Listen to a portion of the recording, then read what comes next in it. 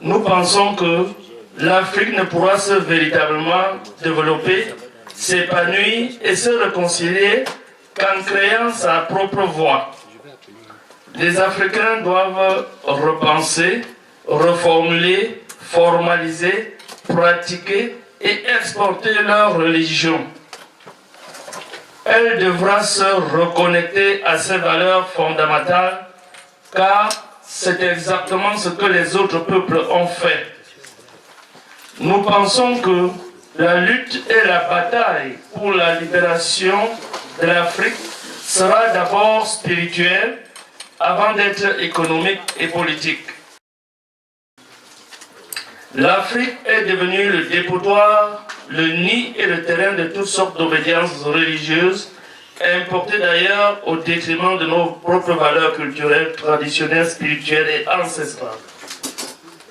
Le vent de la conscientisation constaté actuellement sur les peuples d'Afrique de s'affirmer eux-mêmes en toutes choses, en prenant en main leur destin, est le fruit, la résultante des petits pas et des actions menées sous le voile du silence par quelques rares Africains épris de liberté, de paix, de justice, d'équité, et ayant entendu l'appel des ancêtres.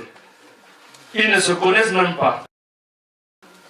Chacun de ces élus possède des outils de travail et ont montré patte blanche en prêtant le serment devant les divinités sacrées, polaires et ancestrales, de servir l'Afrique et rien que l'Afrique. Car il dit, c'est en cherchant, en s'oubliant que l'on trouve, en frappant à la porte qu'elle s'ouvre et en pardonnant qu'on peut se faire pardonner nous aussi. Nous avons, malgré notre indignité, avoir appris à lier le bois au bois et le fer au fer chez d'autres peuples. Mais au-delà de la corruption et de l'infestation des divers courants idéologiques qui ont phagocyté et embrigadé l'Afrique, notre voix ne s'inscrit-elle pas désormais dans un syncrétisme sur une base saine dans laquelle nous devons garder notre lucidité en restant nous-mêmes? Ne nous voilons plus la face. Le développement du continent africain, la réconciliation des peuples et la résolution des conflits en Afrique ne peut connaître un véritable succès qu'en associant et en activant de façon efficace la mémoire de nos divinités sacrées et ancestrales par le truchement des vrais gardiens de nos traditions, reconnus formellement, fondamentalement et recensés par pays. Cette connaissance et cette clé existaient depuis toujours entre nos peuples, au temps des grands royaumes d'avant la colonisation de l'Afrique. On l'appelait l'arbre à palabres.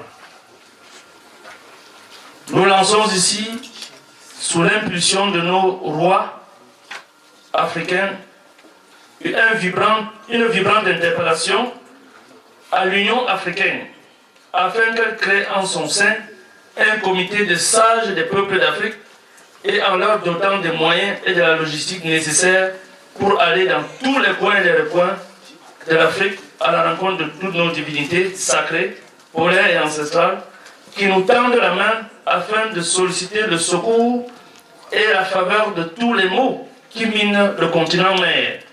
Et ainsi, nous pourrons garantir que le vœu, le rêve de Nkrumah, Sankara, Kadhafi pour les États-Unis d'Afrique se concrétisera dans moins de 10 ans.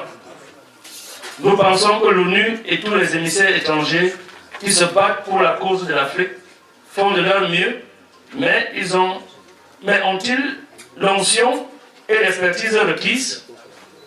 La preuve par 9 ne sont-elles pas là pour justifier leur échec?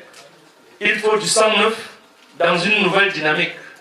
L'Afrique a besoin de se décoloniser spirituellement et le politique et l'économique s'en suivra. Je vous remercie.